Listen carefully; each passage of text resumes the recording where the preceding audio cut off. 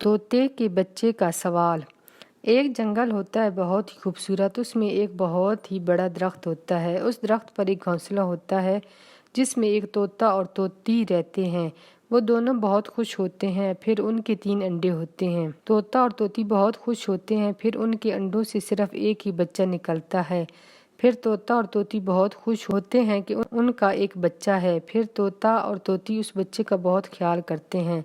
طوطا اور طوطی کا بچہ کچھ بڑا ہو جاتا ہے۔ پھر طوطے کا بچہ ہر وقت سوال کرتا رہتا تھا کہ یہ درخت کیوں ہے، یہ بال کیوں ہے، اور یہ پھول کیوں ہے، اور یہ بادل کیوں ہے۔ اس کے سوالوں کے جواب دے دے کر طوطا اور طوطی تھک جاتے ہیں۔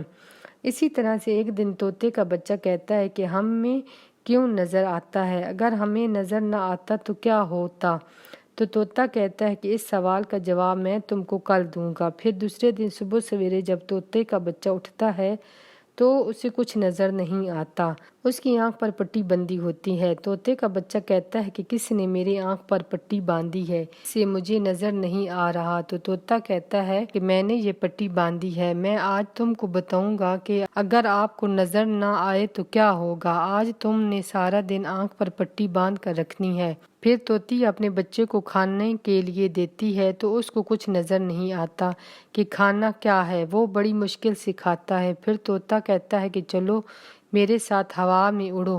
تو طوطے کا بچہ اڑتا ہے تو اس کو نظر نہیں آتا، اسی لیے کسی وقت وہ درخت کے ساتھ ٹکر جاتا، کسی وقت بندر کے ساتھ اور کسی وقت کسی چڑیا کے ساتھ۔ اس طرح سے بڑی مشکل سے طوطے کے بچے کا دن گزرتا ہے۔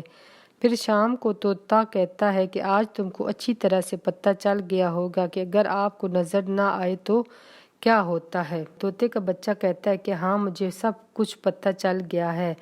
آج میرے سارے جسم میں بہت درد ہے، میں سونے جا رہا ہوں۔ پھر دوسرے دن طوطا اور طوطی درخت پر بیٹھے ہوتے ہیں۔